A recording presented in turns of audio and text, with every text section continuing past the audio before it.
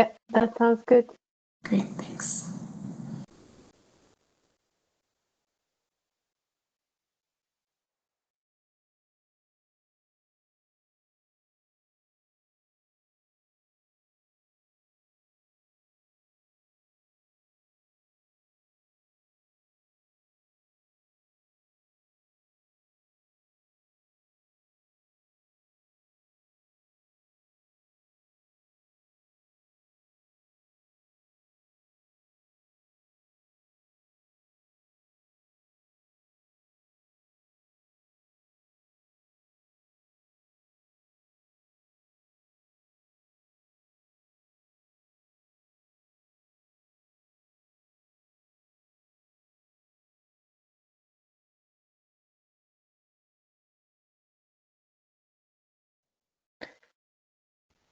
Okay, so I hope you can still hear me, everyone.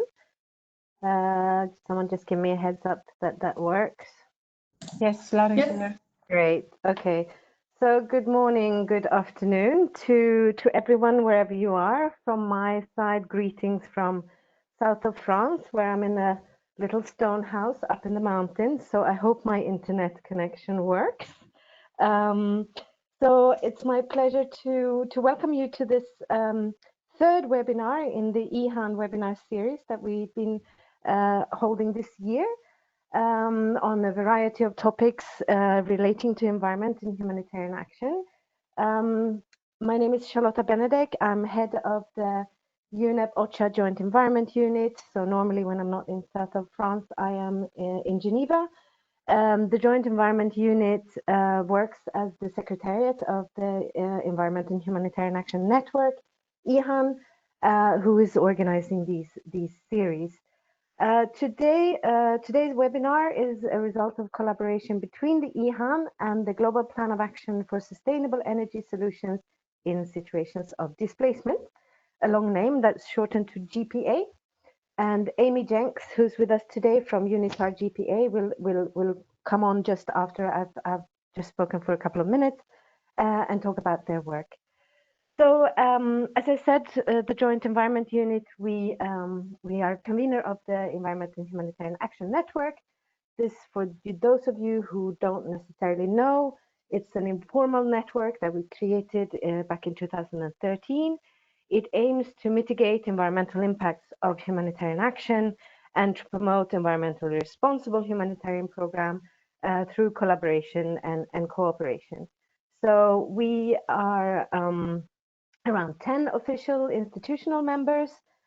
We have 52 individual organizations and around 170 individual members and experts. This is an open network, so it's totally possible and you're welcome to join either individually or institutionally. We hold online meetings approximately every 2 months. And we have one annual face-to-face meeting in connection with the Humanitarian Networks and Partnership Weeks that's held every year in Geneva, and which for 2021 is scheduled for sometime in May. So these network members, they work together, or we work together to advance policy, strengthen knowledge on humanitarian action, and conduct advocacy and have technical support to humanitarian operations. And we will hear some of that today. One of the tools that I would also invite you to have a look at, if you haven't done so, is the Eha Connect. And I don't have my chat function up on my screen, but I am sure that Julia is putting that up now. The link to that, you will find a lot of tools and guidance and case studies. It's the first comprehensive online repository of these kind of tools of environment and humanitarian action. It's organized for humanitarians around the humanitarian program cycle, and has a lot of specific cluster-specific or thematic guidance. So a lot of interesting information on there. So we invite you to have a look, and also if you have things that you would like to contribute, please do contact us in the Secretariat, and we'll be happy to do that, to post things up there. So today we have with us experts from UNHCR Bangladesh and WFP and also from IOM. We will discuss, or we will hear from them about lessons learned from practices of clean cooking, energy efficiency, energy conservation in the field, and how we can translate that together into common organizational practice, and why mainstreaming clean cooking practices is critical to reduce our environmental impact. So I will soon introduce the speakers to you, but also just to let you know that after their presentations, we will have short question and answer sessions. And if you have questions, it would be really helpful if you can post them in the chat box so that we can kind of direct them, and then we will try and address as many of them as possibly, of course, as we have time for. And we'll also have an open discussion, and we hope that this is really a useful space for you to connect to these specialists and to look at how we together can forward the links between energy and environments, and particularly also in light of obviously the strange situation we're all finding ourselves in the COVID-19. So the speakers that we have with us today is Paul McCallion. He's Senior Energy and Environment Officer at UNHCR Bangladesh. We have Yanal Almadanat, Associate Energy Officer at UNHCR Bangladesh. We have John Chidumula Nuirenda from IOM, Bangladesh. We have Margarita Fanchiotti, who is an associate expert with us here in the Joint Environment Unit. And we have Martin Klein, who is Energy for Food Security Advisor at WFP. So with that, thanks for giving me the floor today, and I'm really looking forward to hearing of all these presentations and the discussions afterwards. And I'll be glad to hand over to Amy Jenks from GPA. Thanks, Charlotte, for that great introduction, and to all the presenters for kind of the time put in for preparing for today, and to all participants for joining. Yes, my name is Amy Jenks. I'm working with the GPA Secretariat here in Geneva, and I'll be kind of facilitating our dialogue today. As Charlotte kindly introduced, through the GPA, we're kind of running this network and initiative to mainstream sustainable energy solutions for humanitarian settings. So today, kind of we're excited to hear from the different projects and really try to extract some lessons learned from the presentations today. As she mentioned, we're also kind of running a webinar series outside of this, and today it's really a pleasure to bring together the GPA and EHA networks to see and kind of explore how these energy solutions can contribute to environmental protection in humanitarian contexts. So yes, on to the next slide. Yes, so as I mentioned, we're also running a webinar series hosted by ICRC and Energypedia, where we've kind of shared past case studies and past experiences around different energy topics. So I just encourage you, if any of those energy topics are of interest, to please check those links out. And upcoming in September, we'll have our next webinar on the implementation of mini-grids in forced displacement contexts, and try to learn from kind of what's been done there. So yeah, we encourage you to join in. And yeah, just a reminder that this is kind of part of a wider initiative where we're really trying to achieve Sustainable Development Goal 7, this universal energy access for kind of conflict-affected communities. And we just encourage you to join our LinkedIn group to stay updated with everything that's going on under the GPA umbrella. So I'll have a quick poll and then we'll turn it over to our presenters. Let's see if this works. Be good just to learn a bit about who's online today. So there should be 3 questions. Yep, I see people answering, I think.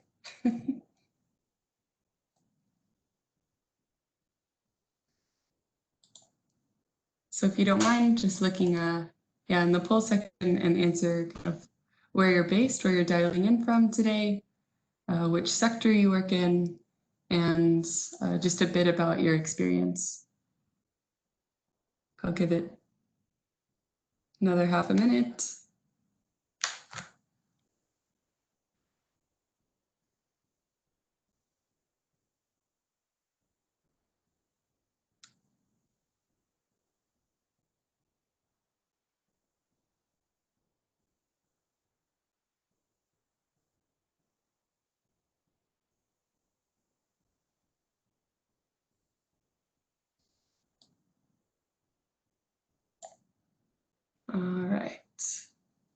I'll close the poll.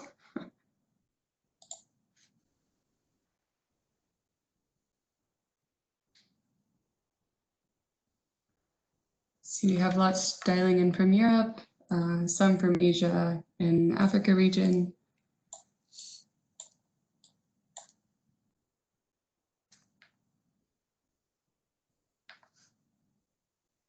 Right. Share poll results. Can you see the results? So we have most of the audience dialing in from Europe, some from some field operations, and then most people are working in the humanitarian or development sector, a bit from some from the environment and energy organizations. And then it looks like we have about 30% who have implemented improved energy programming. So you have a lot of experience to draw on in the call, hopefully. And then about another half that hasn't implemented these type of interventions. So thanks for the poll. We'll wrap that up and go on to the next slide. Yeah, so it's a pleasure to present our speakers from Bangladesh. So we'll have Paul McKellian and Yanal from UNHCR, and then our colleague John from IOM. I don't know, John, if you're on the line. If you are, please feel free to take the floor and open us up for this presentation.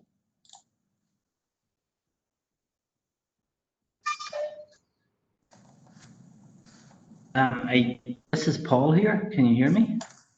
Yes.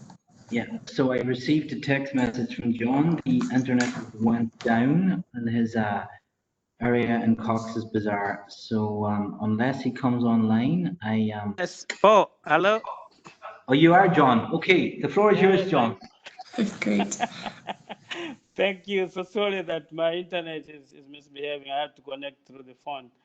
And yes, good afternoon from Bangladesh.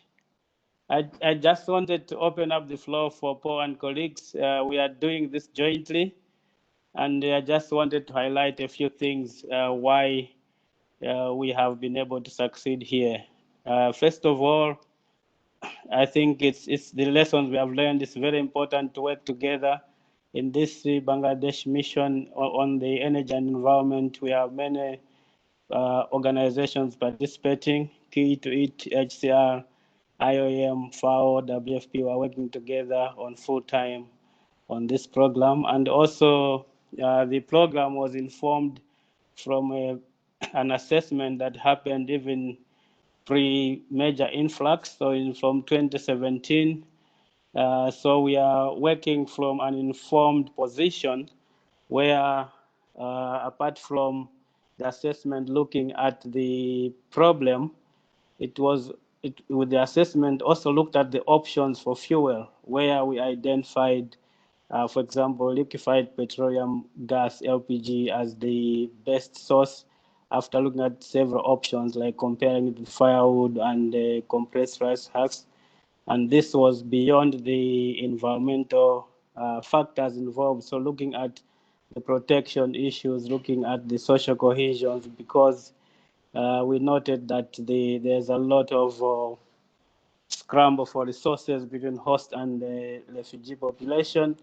And then if we were to choose resources that would end up being causing more deforestation, it was not a choice, and it would actually not bring the social cohesion which we wanted. So I think it is key that we together had to do an assessment looking at the problem and also looking at the options. And one key to mention on the assessment is that so already pre-influx, it was clear that in this area, there's already a scramble for these forestry or natural resources. And then continuing from that, also the government had to have a buy-in. So we had a triple RC, who is a government officer responsible for this response, that supported this initiative. And that's why we were able to implement this LPG program in the refugee population and host communities. So we think that working together with government, getting in their approval, getting in their buy-in, and also aligning to their existing policies. So like the strategy for the Bangladesh government is already promoting this LPG. So it was good for us working with the government, and we got that buy-in. And now we have been looking at how to improve efficiency on this, and together again, the different agencies, IOM, WFP, FAO, and UNHCR have been working together on different assessments on how this is working, but also how we can improve fuel efficiency. So currently, IOM, WFP, and HCR, we are working on a pilot for pressure cooker, which is aimed at improving efficiency for cooking, so we can save the resources for LPG and also save time for refugees and host populations. So working together is key here, and that looking at how we can minimize the cost for this operation, bringing these the pilots for the pressure cooker. Already the results are promising. I think my colleagues Paul Yana will talk about it in the other slides. So yes, thank you for this time. Paul gave me 1 minute. I think I've done 1.5 minutes. Perfect, thanks. And now over to you, Paul, and you should be able to control the slides. So if you just click on the screen, then you can drive. So over to you. Okay, thank you. Okay, so I should be able to take control. Okay, so basically I'll skip the first slide. It's just an introduction on how we came to LPG's decision once the supply chain was sourced and the fuel was LPG, because woody biomass was not an option. There was not enough being used between the refugee community and the host community. And on to slides.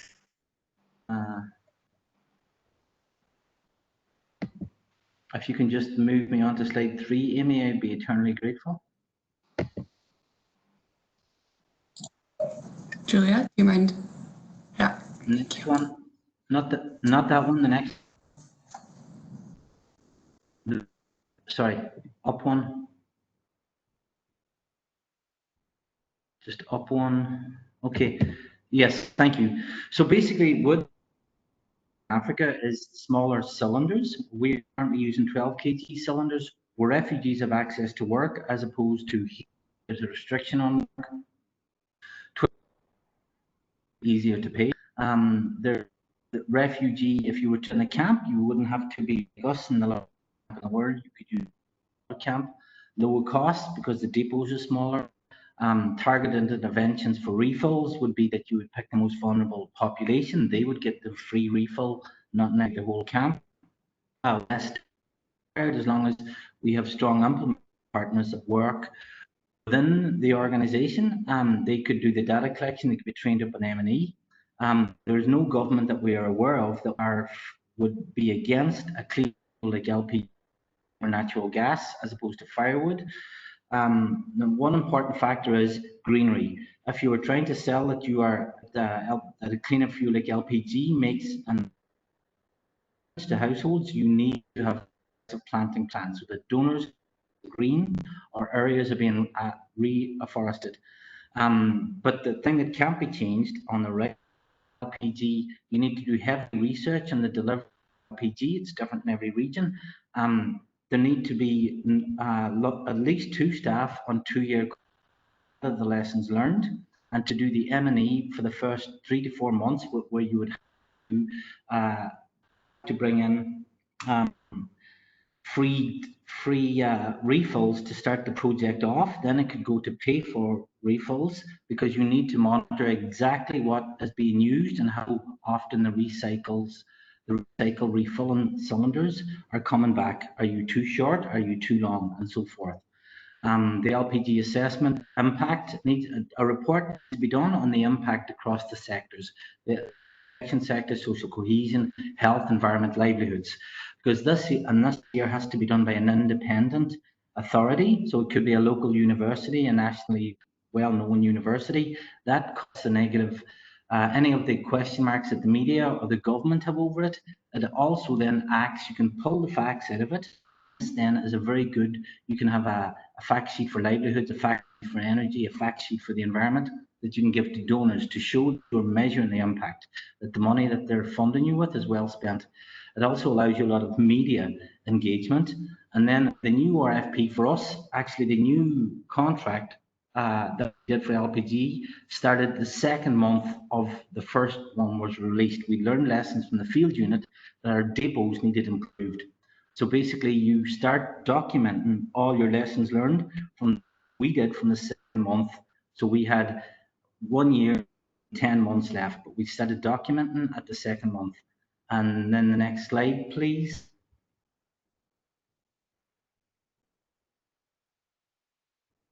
And now it's over to Mr. Yanal. To you, Yanal.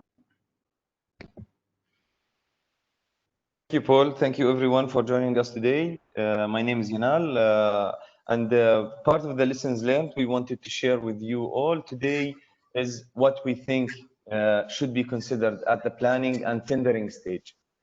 So mainly, the tender narrative is must be holistic, covering all aspects of the cooking set, from the LPG cylinder to the hose pipe, regulator, and in our case, we also added a pressure cooker to it, to have a one-stop shop for refugees to deal with.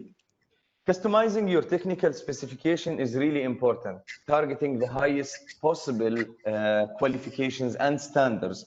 And whenever you can, go in depth and ask for test certificates to be also provided. Always focus on three things: quality, safety, and ease of use. We know that the efficiency of a regular cook stove is around 60%. However, in our lately released tender, we are targeting of over 69% of efficiency in order to receive like the highest quality possible in the market, because we know that cook stoves tend to rust with time. As you can see from these pictures here, the first picture on your right-hand side, this is a burner bar of one cook stove, and it is eroded beyond repair. You can see that, and this cook stove is all just exceeded the 1 year mark. That is why it is very important that you include a 2-year minimum warranty within your tenders. Maintenance is very important to be added as well. That's where you will have your service provider having their workshops clear and available for beneficiaries to reach, such as in our case, we have them in distribution centers. Next slide, please.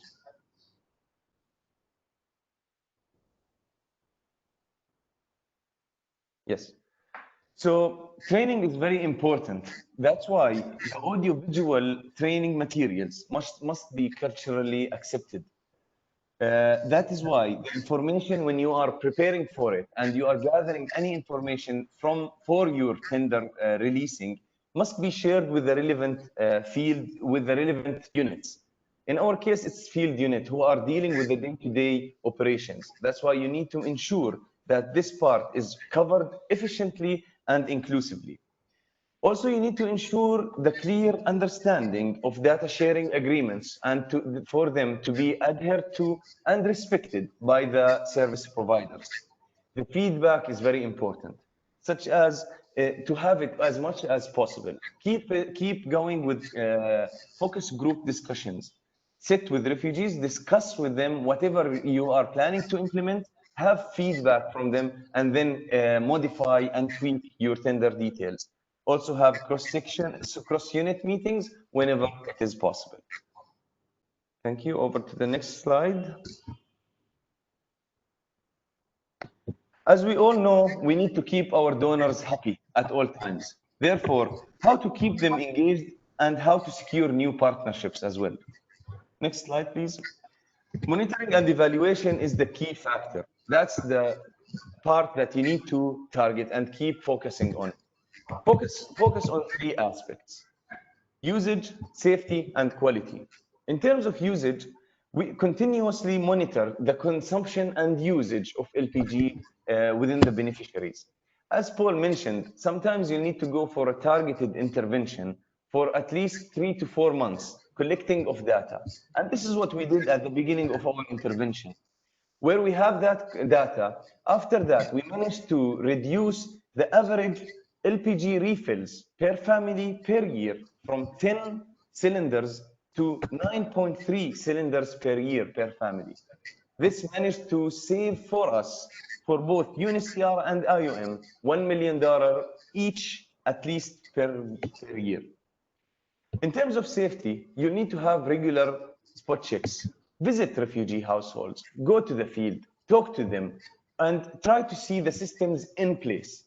Because in some cases, we found out some loose clamps that were leaking LPG, and without that visit, we managed to evade a catastrophe. God forbid. In terms of quality, have spot checks as well on the distribution centers. Go to the LPG depots, weigh the LPG cylinders at the entrance and at the exit of every location.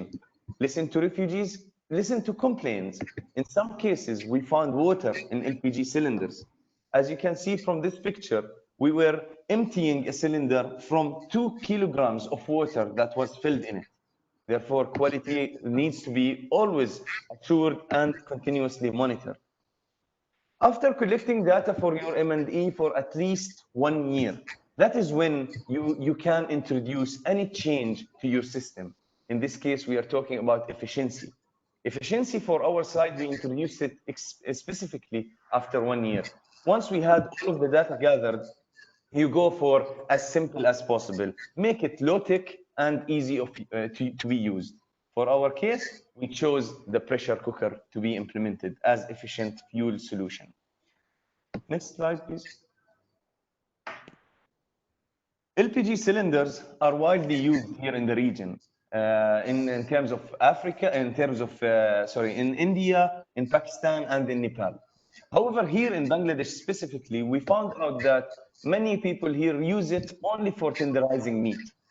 Therefore, you need to ensure cultural change, and that comes only with training. So you need to customize your training as possible, as clear as possible. Invest as much time and effort in it in order to ensure, especially for the trainers.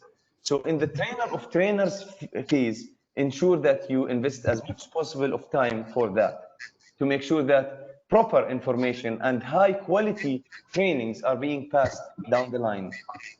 Be present as well within all of these trainings as much as possible.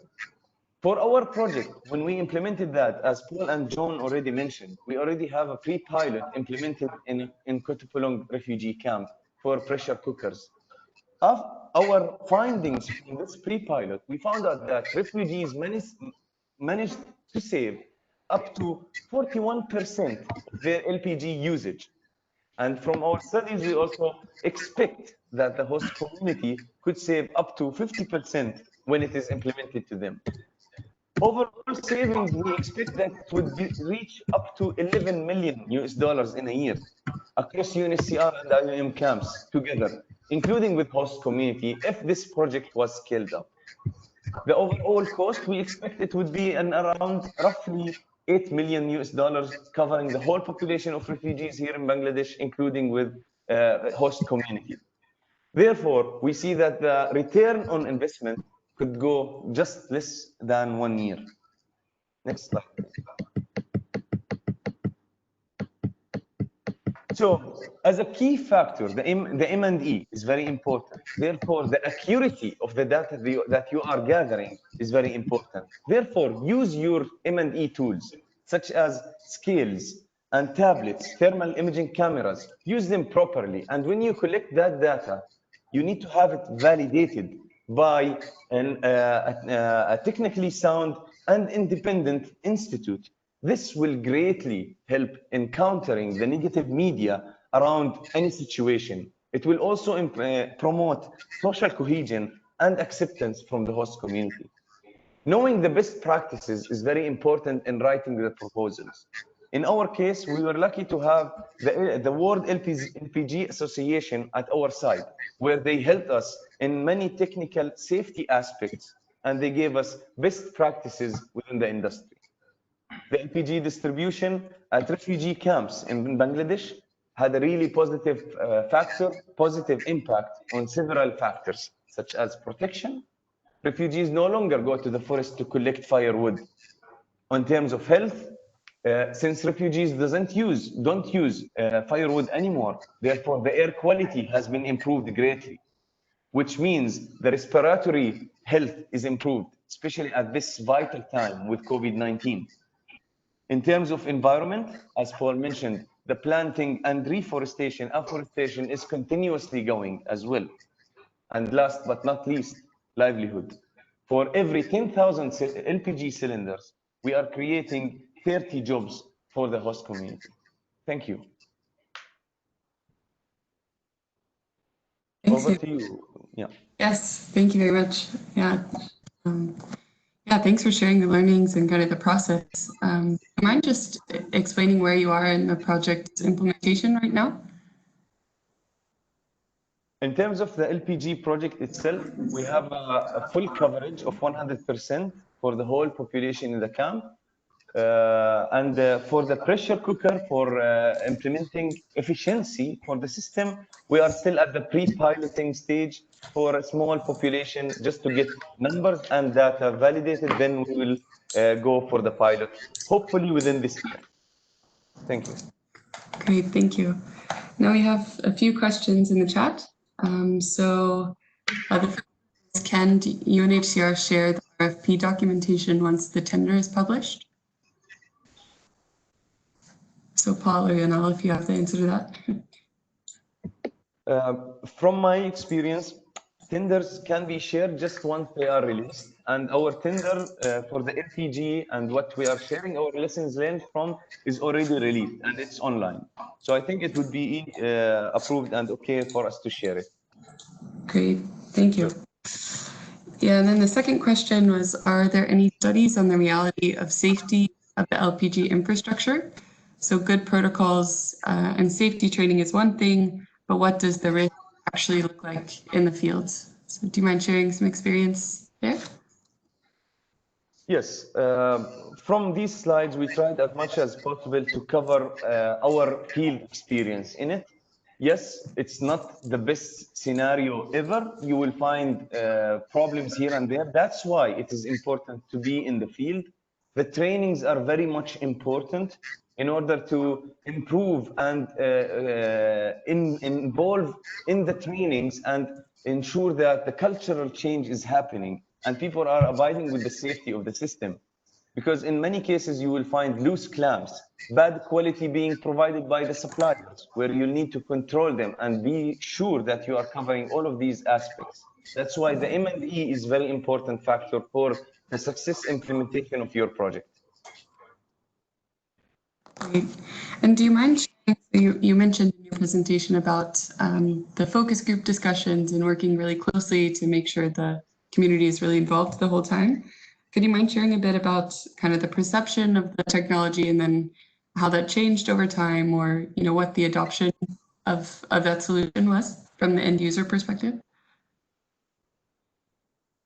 course.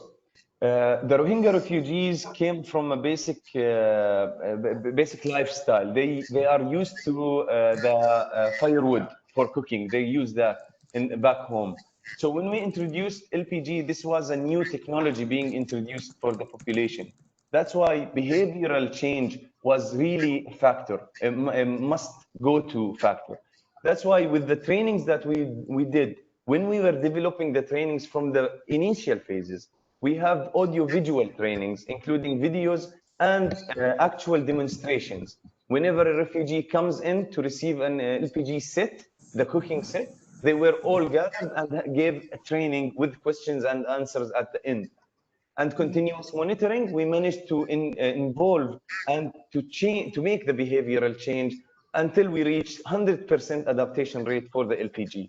And this is what we are targeting now with the efficiency and with the pressure cookers as well. Great. Thank you, Yana. And we have Something. questions. Oh. Hello. Yes, John? John, I wanted just to add one thing that what we have learned. So yes, trainings are very important, especially like Yana said, these beneficiaries, most of them is first time to use LPG. So training has been part of the key component of the program. But now the other lesson we learned is that we have had a few fires in the camps. And what our lesson has been, those fires have not been caused by what people thought, that maybe the cylinders would be bursting and making fire there. I think the few fires that have existed in the camp have been caused by the naked fire. So when people are cooking and then the fire from the stove is catching part of their shelter or something hanging, and then that's causing the fire. So unlike what people think, that maybe it's the cylinder that is the biggest hazard, our experience has been actually it's the fire itself. So this fire, even if they use kerosene or other firewood or other forms of cooking fuel, that fire would still be there. So we think that those fires would still have been caused. So I think in terms of training, what we have done is to also reinforce the fact that they need to be able to protect from this naked fire in the shelters. Yeah, thank you. Thanks for that insight. Great. We have a few more questions. So one is, why is it not possible to introduce solar-powered electronic stoves? So Yanal or Paul? Yeah. I'll get on this, and I think Paul will also would want to intervene. As I mentioned, that whenever we are implementing any change to the system, we are thinking of going as simple as possible with less moving parts. So when we introduced the pressure cookers, the normal pot, the pressure cooker, we introduced it as a simple intervention in order to ensure the good data that we want to achieve. That's our main target. You want to achieve efficiency, you want to save LPG and save millions for the operation and for the host community and refugees. That's why it's a simple approach. We did not go with solar powered systems. Paul, can you please, if you have any comment on that? Yeah, no, it's just it's very specific for here. Like right now, it's absolutely raining from the heavens. It's just the monsoon season is so long, and also yes, internally to have the local appropriate technology, and solar cooking was a space issue, and then anything powered by solar is a space issue, but also not well circulated in the local region. Thanks, Paul. And Yanal for this. And on to the next question. Is the cost for LPG and the cookers fully covered by UNHCR? If yes, is there a possibility to transform this into a sort of market-based activities? If yes, how? If no, why not? I'll take that one, if, just because the camp is highly restricted, so refugees do not have access to livelihoods. Also, some refugees have switched from the stove we've given them to double burners. So they've spent their own money on a burner. Also, it's not why not? It's like we have to work within the restrictions. So basically, there is no country specific, there's no one off-the-shelf solution for what we're doing here. We're doing and we're learning as we go along within the government restrictions. So with regards to letting the private sector and opening up the market, we'd love to, but we have to abide by the government regulations. Thanks, Paul. There's a question that is similar to that. To that question, to that answer. So how, you mentioned the partnership with the government. What does that look like, and what aspects kind of enabled the project in terms of government support?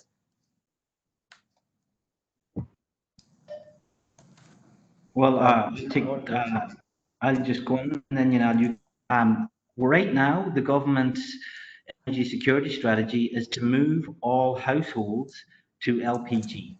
So they've obviously a different fuel approach for commercial and heavy industry. Our LPG strategy is totally aligned with the government's. And with regards to working with the government, everything we do, whether it's coordinating on the COVID, whether it is coming in on the government for LPG, whether it's working with the RRC, which is the Government Ministry for Refugees. Everything is working what the government asked. So you wanted to come in there, you know? No. Thank you, Paul. You already covered that. Thanks. Well, like you remember in the last LPG summit, the government was committing that they keep on improving the infrastructure for LPG. For example, on the ports, they keep improving the ports, that LPG supply should continue being there. They are also looking at bringing like pipe network to other regions. So I think in terms of government support looking forward for LPG in Bangladesh, they have a plan where they want to support the industry by ensuring that the infrastructure is supporting this LPG, so we can still see sustainable access to LPG is provided. Just to comment on the other question about market-based, so like Paul and Yanal, Paul said we have limitations in terms of we cannot give cash to the refugees.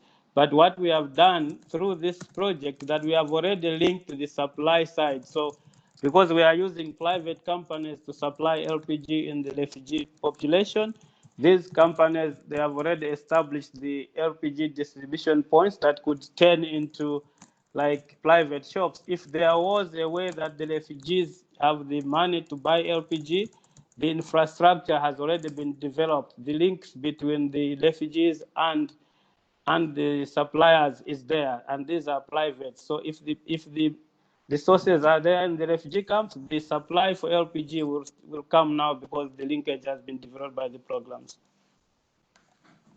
Thanks, John. Yeah, is there any reflections on the experience of working with suppliers? Any lessons learned there? Interesting to hear about?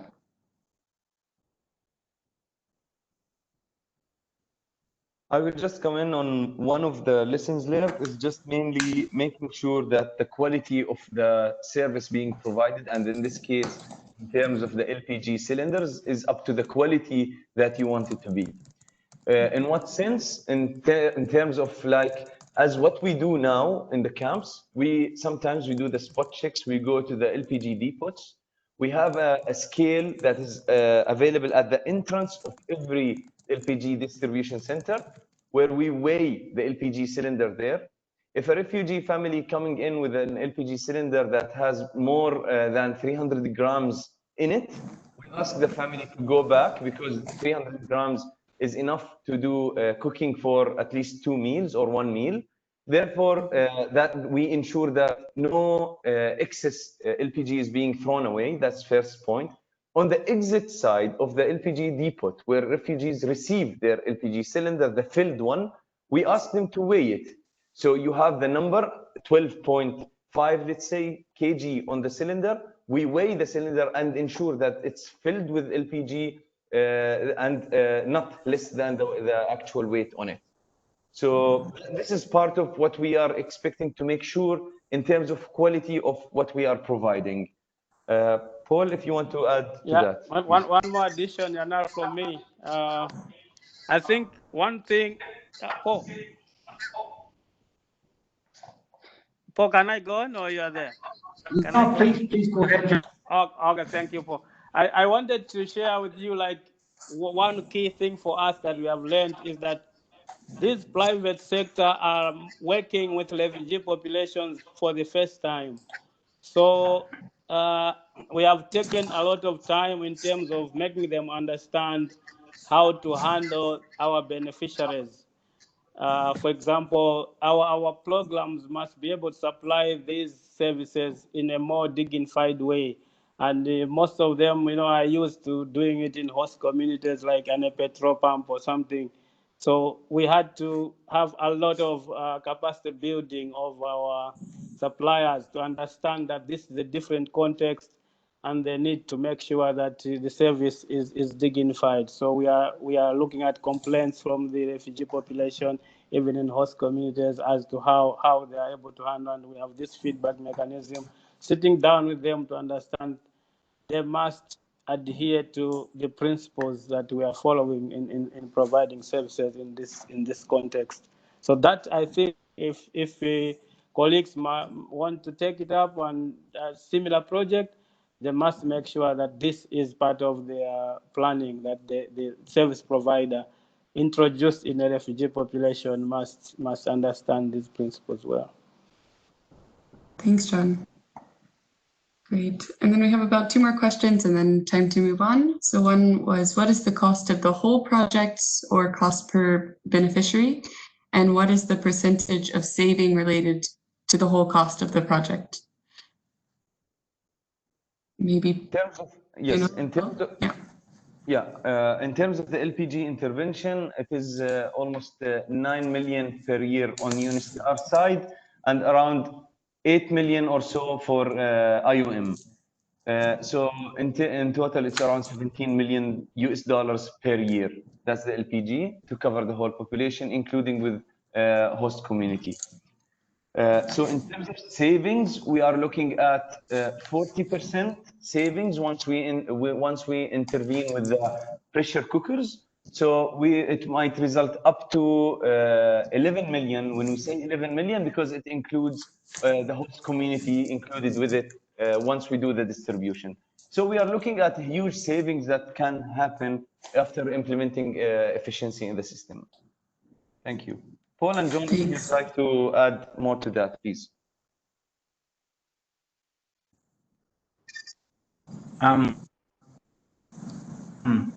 The figures mentioned are for camp only. I know on the UNEP we get fully rolled out into the host community commitment. A lot of this goes back also to the LPG assessment, which told us that 22% of the host community adopt LPG afterwards. So the cost of the host community is only a 1-year commitment. Very hard to measure. The return is massive. Then John. Thanks, Paul. Just to say that, so the cost for LPG has been fluctuating a lot. For example, the refill cost is still a variable cost.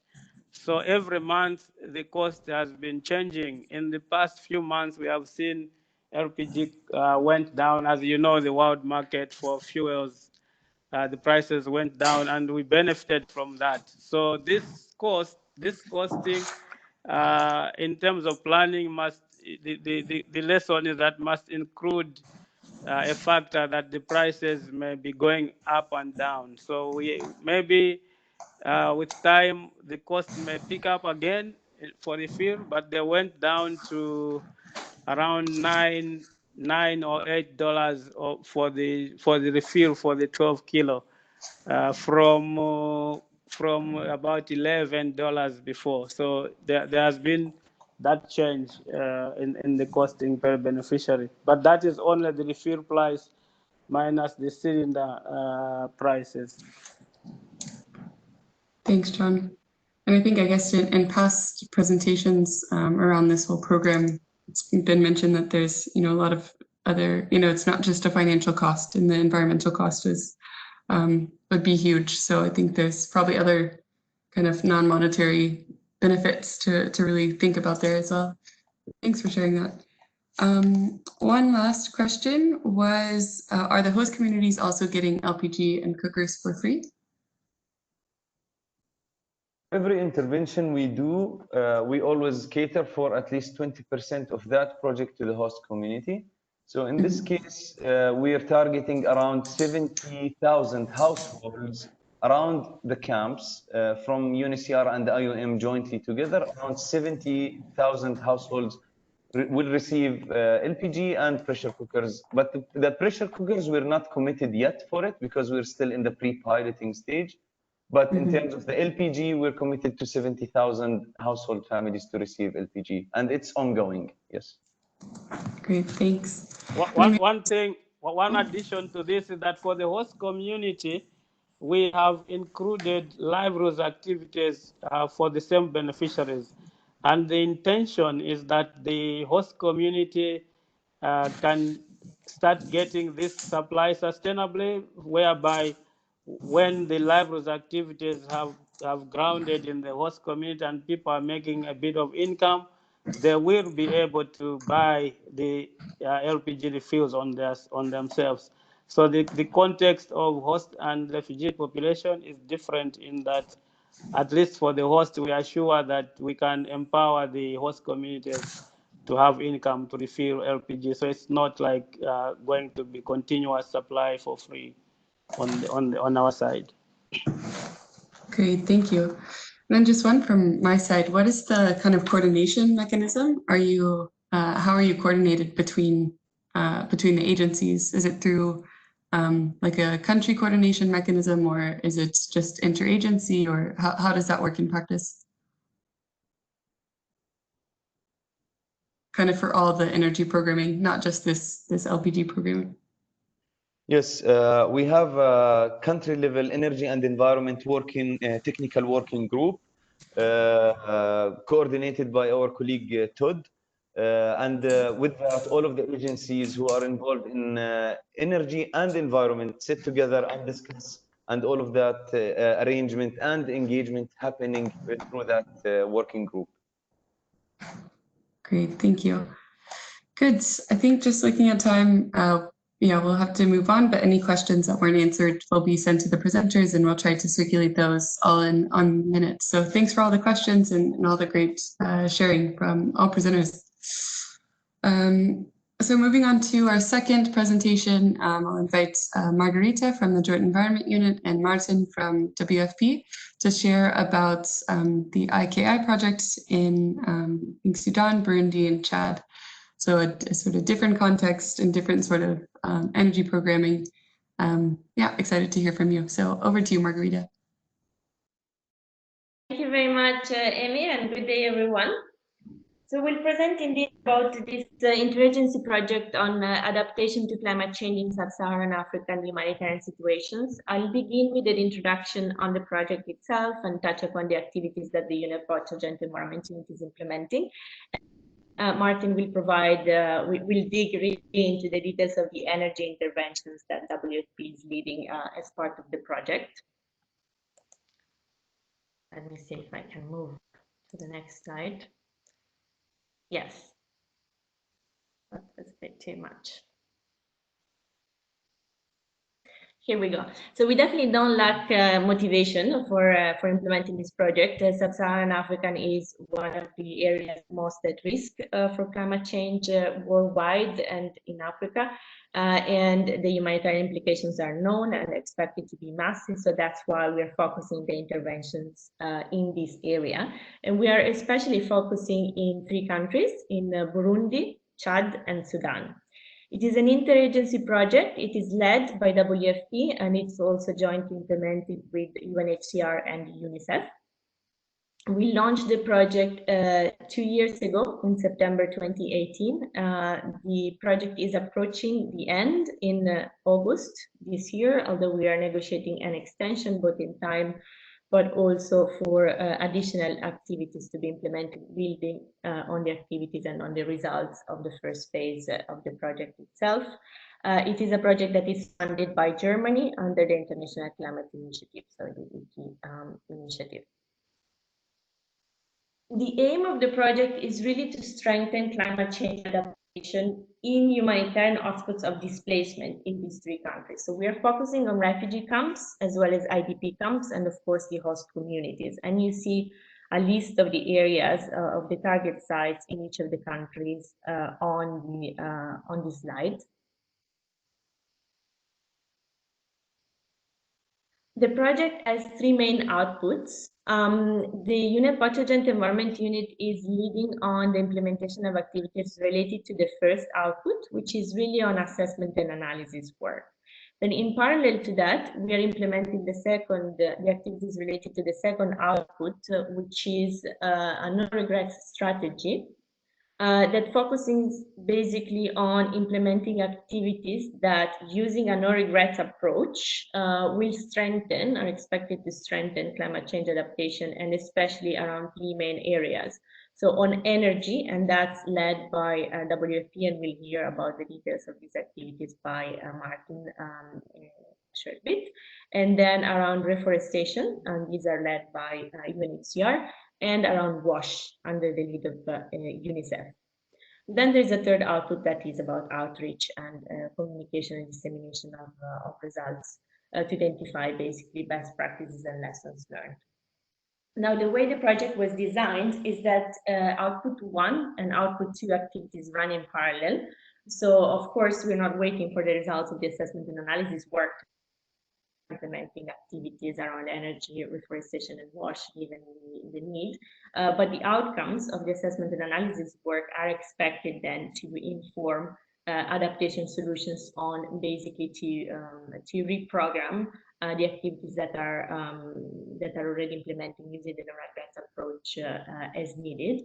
And also we are launching a spin-off project specifically on energy in one of the 3 countries, which is Chad. And so that is an additional outcome, positive outcome of this project, to try and build on the results of the project to develop concrete activities there as well.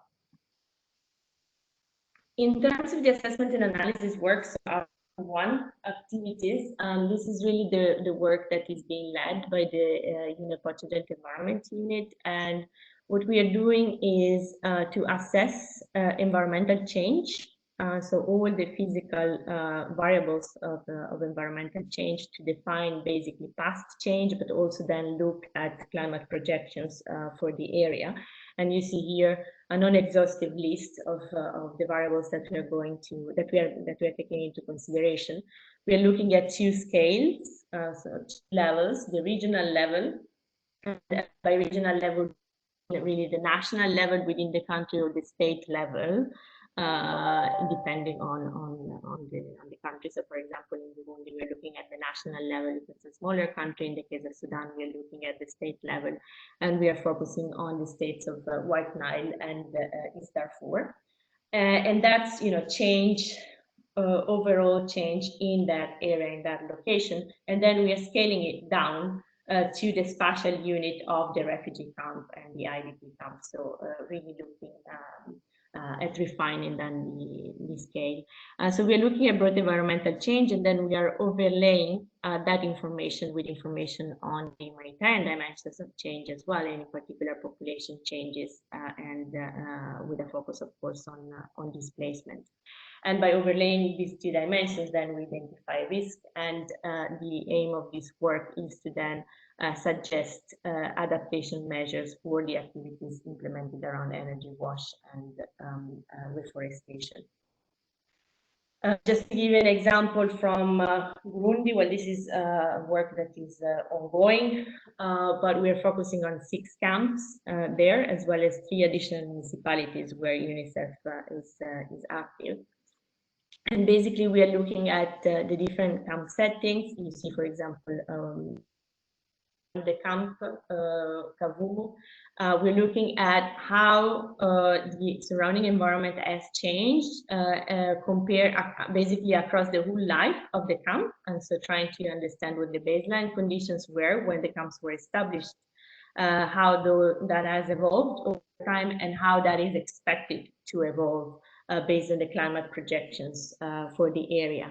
At the same time, we are looking at changes in terms of population, demographic growth, but also, of course, in terms of refugees and internal displacement, and trying to really match this information and trying to assess what can be done to strengthen then the resilience of those camps based on where they are located and based on the changes that are expected to take place in those specific areas.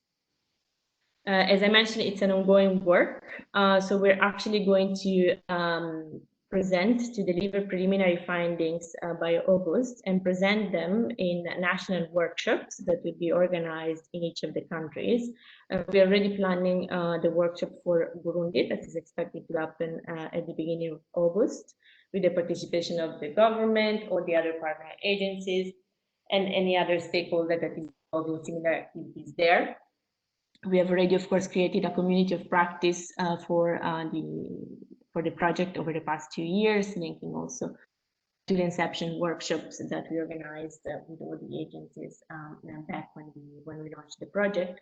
So all those stakeholders will be invited. The preliminary findings will be presented and discussing with all of those, with all of the partners that are active then in the field, and recommendations and feedback will be gathered, and then we consolidate those findings, and they will be used to then inform, provide recommendations for the activities that are already being implemented, but also to the activities that, as I mentioned, will be implemented as part of the spin-off that we're going to launch in Chad, and that is funded by SIDA with the same partners.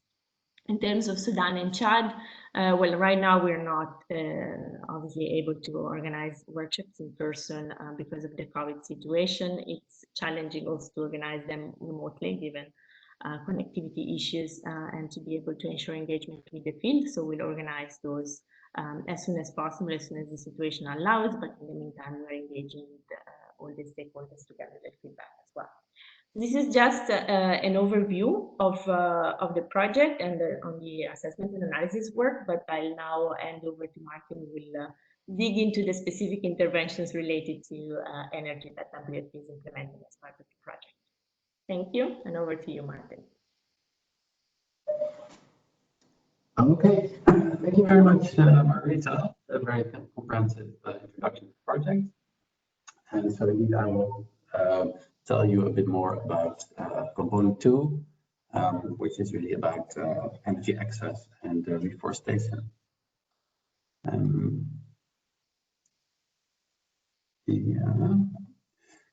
Could somebody, I've got control now, sorry, yeah. Just trying to go to the next slide. Yeah. This has been covered, yeah. So the 3 outputs are shown there. And Margarita covered the first one very well about climate risk analysis and adaptation options. And so I'll tell you something about the no regrets strategy. And so the project will adopt a no regrets strategy to enhance the adaptive capacities of households and communities in existing humanitarian programs that improve access to fuels and technologies for cooking, renewable energy for community health and education services, and sustainable water sources.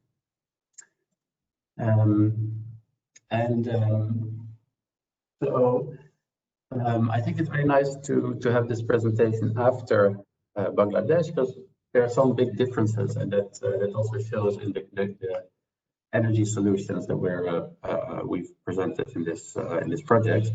As the colleagues from Cox's Bazar said, they did an analysis and they said that the best solution was LPG in that case.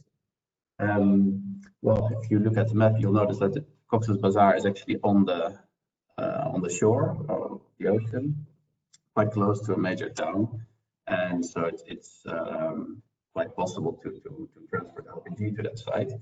Now we're talking about areas here in Sudan, as Margaret showed on the map. In the western part of Sudan, in a very remote area. We're in Burundi, which is a landlocked country where you have to move through other countries to get there. So that makes LPG less viable as a solution. So in this case, the solution we're talking about is more biomass-based.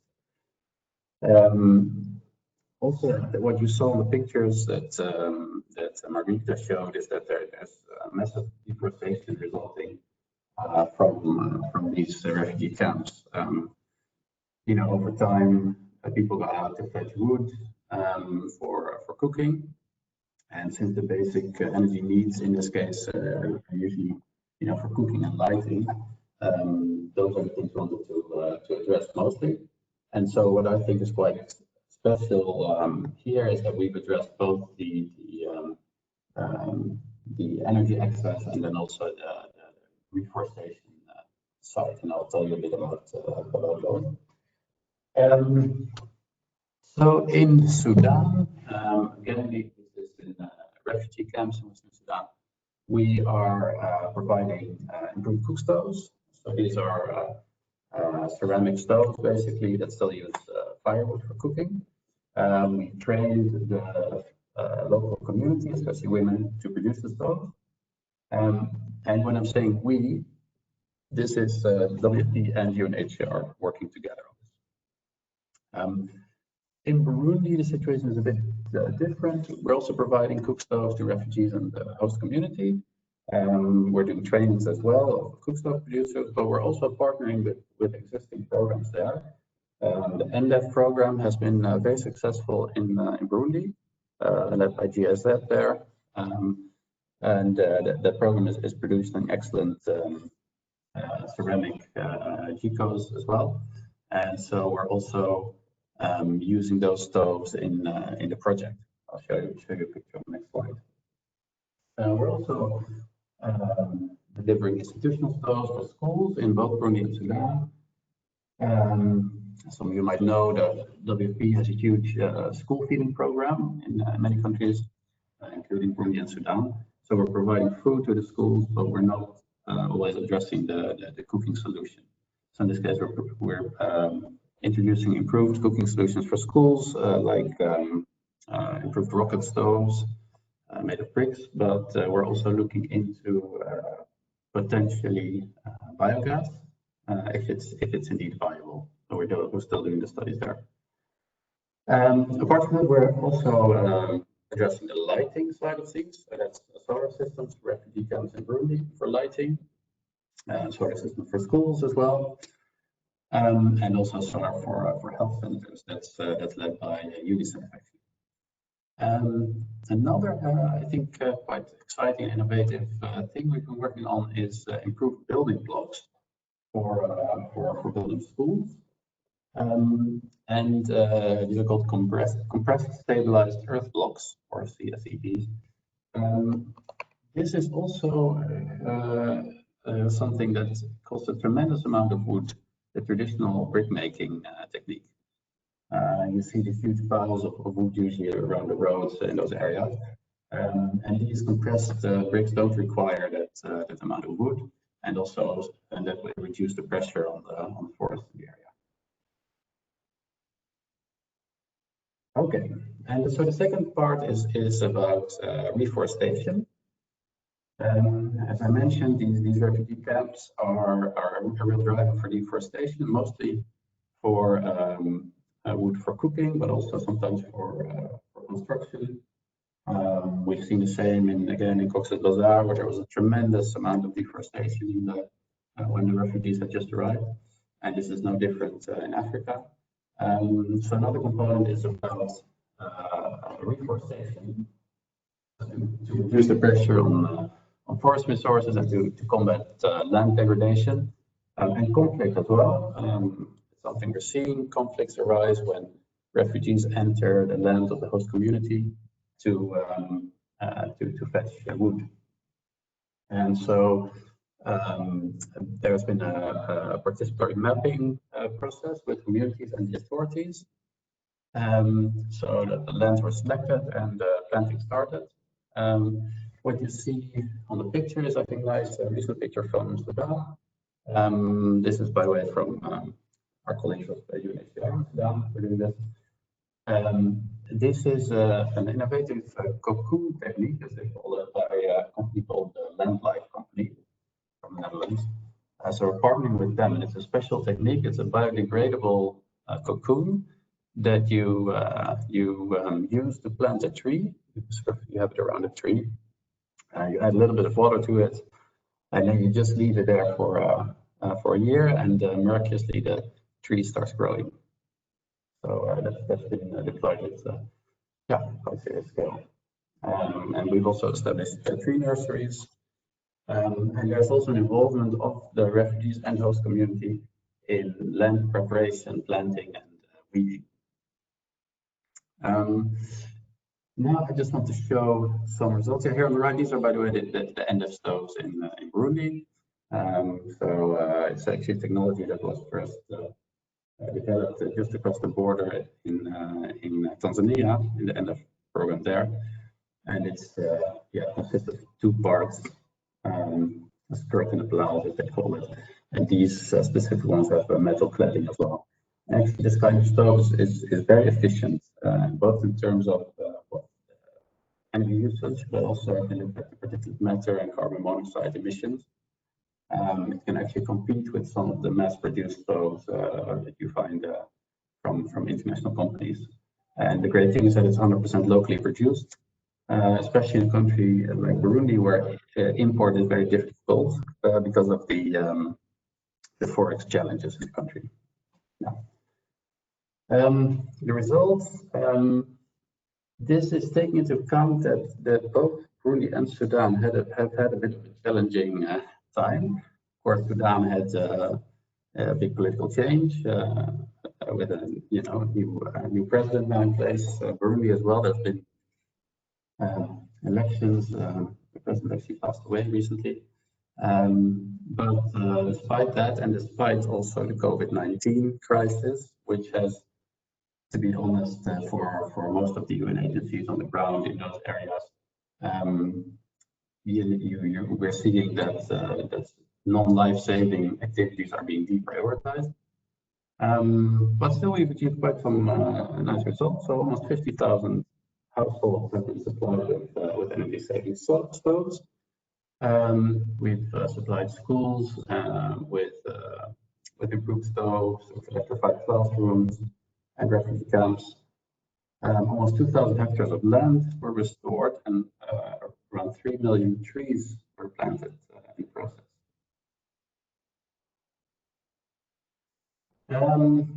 So something about the way forward. As Margarita mentioned, we are hoping to extend this project, and of course, it's very important to learn learn the lessons from what we did so far and what we can improve going forward. Market-based approaches is something about this session.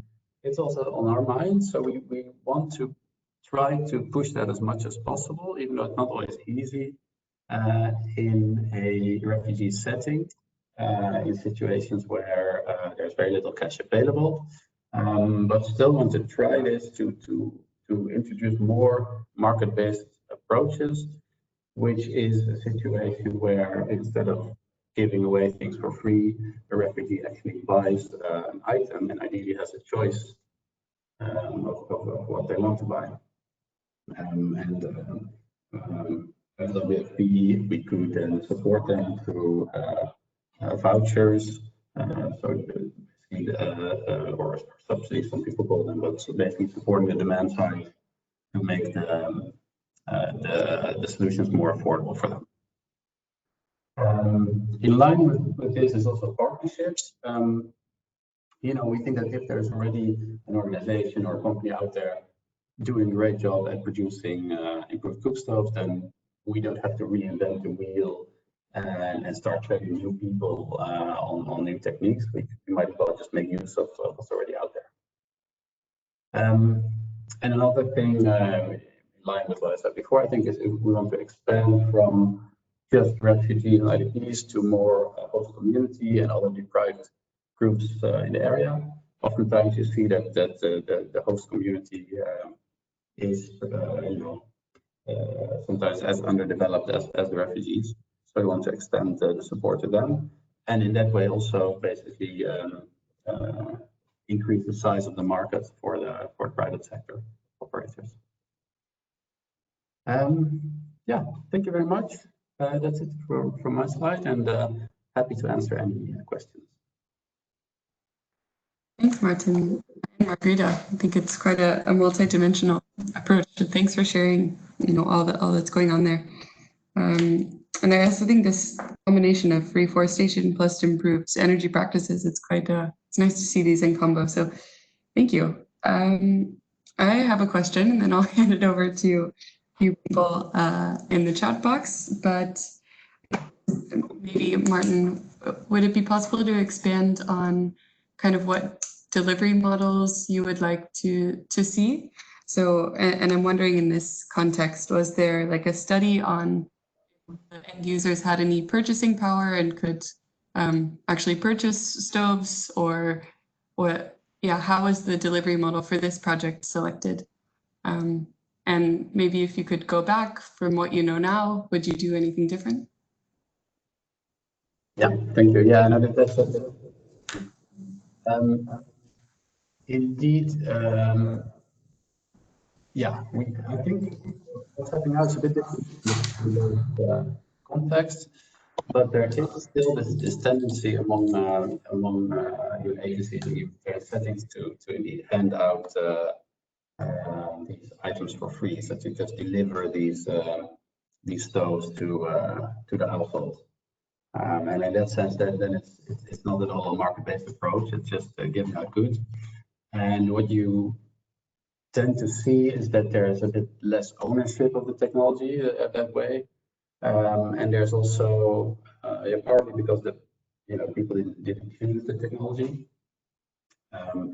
And what also might happen is that they'll actually revert back to what they were using before, which is usually the freestone fire, which is a lot less efficient. And so because of that, we want to move to a situation where it's more about not just the cooking technology, but also the cooking fuel, delivering the two together, so more as a general sort of cooking solution, let's call it. And then ideally offering several options to people and giving them something to choose from. We are looking into also, for example, pellets that go with biomass stoves, along with there'll still be firewood cooking there. But we are also looking into, for example, ethanol cooking and even electric cooking. That was mentioned before in the past presentation that in the monsoon season in Bangladesh it's not so suitable. But actually we already have an electric, solar electric cooking project in Burundi, and it seems to come quite well. Not yet there in Sudan, but actually Sudan would be very suitable because there's quite little rainfall and cloud cover. So those are all things we're looking into for the next phase. But at the same time, we're just mindful of the fact that firewood cooking will be the how should I put it? It is there to stay. So we always need to provide a cooking solution for that. Thanks. Yeah, very comprehensive. I think a question that goes along with that, so one is about, do you have any information on sort of M&E, such as percent of survival rate for trees or percent of adoption rate of the stoves after 1 year, percent savings on fuel? Do you have any of this sort of data coming out of the project? Yeah, those are very interesting questions. We do have some data coming out. I don't have it in front of me right now, so I can't give the exact answers. But that is indeed very interesting, especially the trees, this many trees planted, how many are still how many survived a year down the line. So if there are people are interested, they can reach out. Again, just mindful that we are 14 agencies working together, and it's sometimes the might be sitting with UNHCR Sudan and something else with another agency. But so I don't have it in front of me now, but of course we do capture all. And for us, it's also important to share the lessons and to make sure that future projects can learn from that as well. Yeah, thank you. I guess that's also the point of these lessons learned workshops. So it'd be great to see kind of what comes out of that, and if there's scope for another, sharing these lessons and any sort of data that's coming out of that. So thank you. And you mentioned UNHCR Sudan. I think we have a colleague from UNHCR Sudan on the line. So Amin, I see your hand is raised. If you want to unmute yourself, I think you had a comment in the chat box about this being an interagency project and it'd be a good example of one. So if you wanted to clarify or make a comment from your side, please feel free to jump in there, Amin.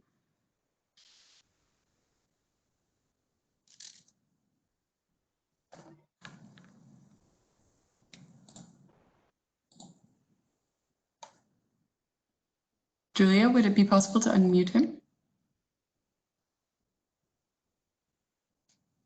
Hear me? Yes, we can hear you. Oh, now it's muted. Good morning. How are you? Yes, great. Yeah.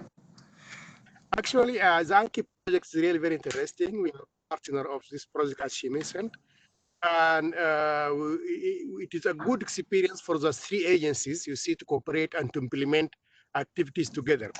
So it's worth to mention that we started UNHCR Sudan implementing ethanol as clean cooking fuel. The project also very keen in plantation. We established a very good nursery, and we provide refugees and host community with seedlings, and we start plantation of trees around the camps. Besides the provision of improved fuel efficient stove and training and awareness training. But really, the gap is too big. You see, what we did now with EKI project is a very good start. We were really looking forward to scale up and to extend the project. See, and also I ask later about the LPG gas, about the sustainability of refilling. Are the refugees capable to refill the gas in a sustainable way?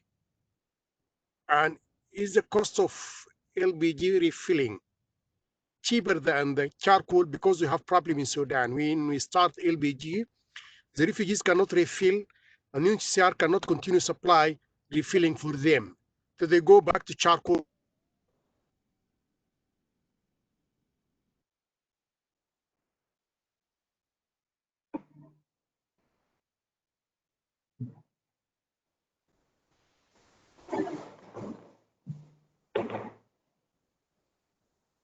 Amin?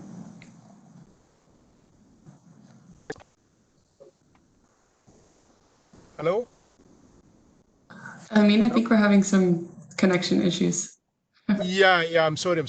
But I don't know whether you hear the last comment that I made or huh? Yeah. Did you hear my comment or something? When do you miss? I don't know really. No, I think probably 20 seconds ago it cut off. So if you want to make that last one, yeah. Yeah, the last my last comment about the LPG project. We started also LPG in Sudan, but you see the refilling high to the refugees, and UNHCR cannot continue refill. So I'm asking in the presentation, Bangladesh, did the refilling cost is cheaper than charcoal or higher than charcoal, or and did the refugees are able to refill by themselves? Yeah. Great, thank you. Yeah, thanks for that.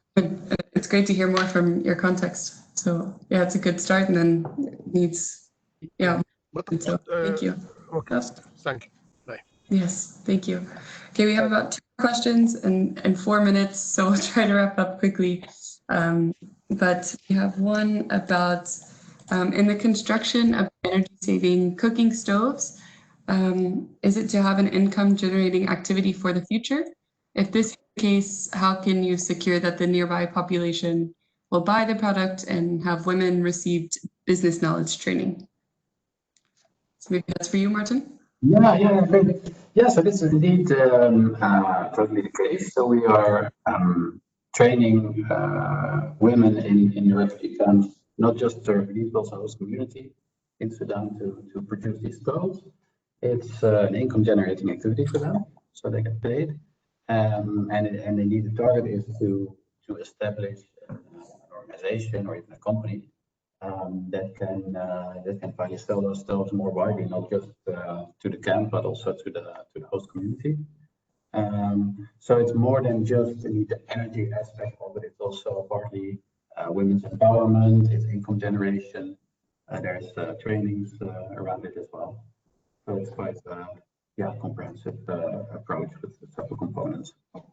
Thank you. It'd be interesting to see the kind of ownership model. I feel like that's always a question that gets asked. So great. And then there's one more.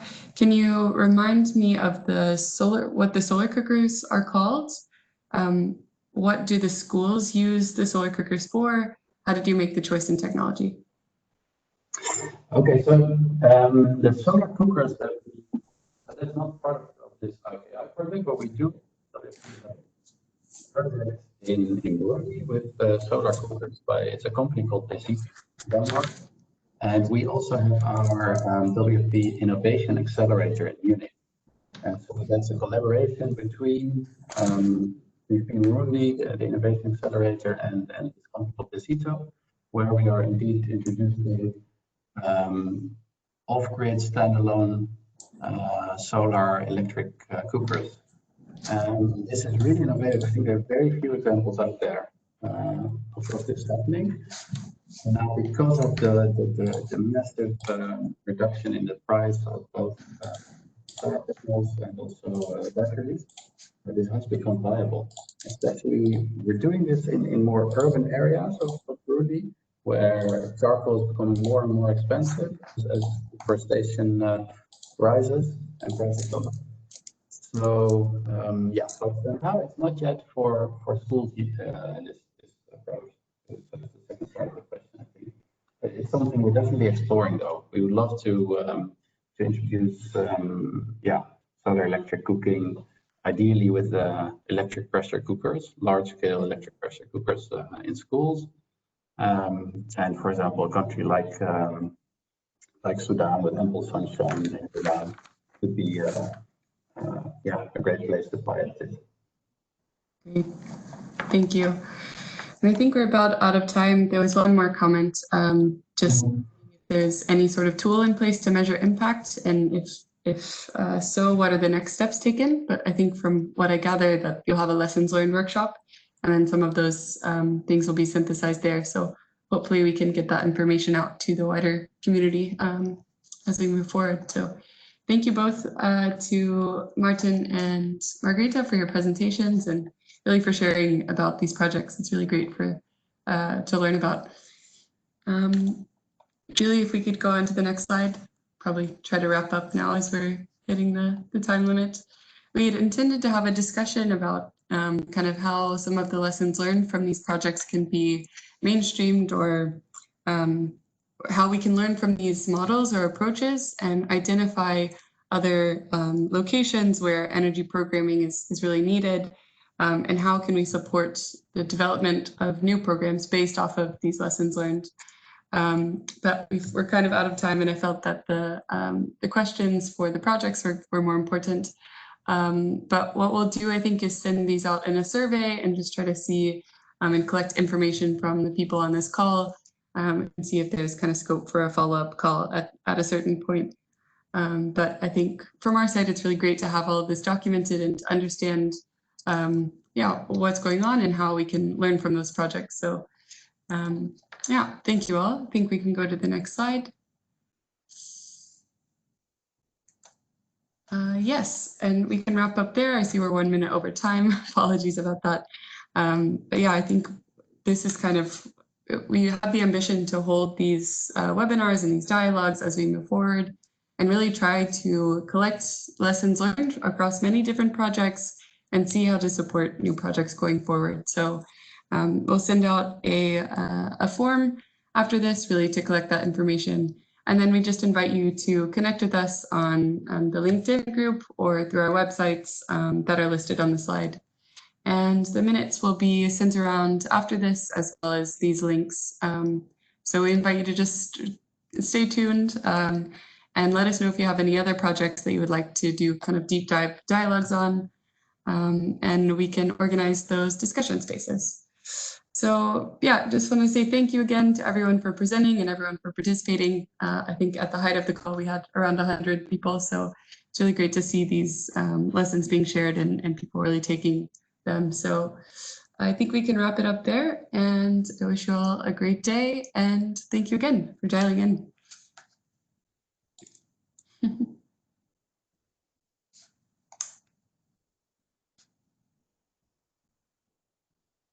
Okay, bye everyone.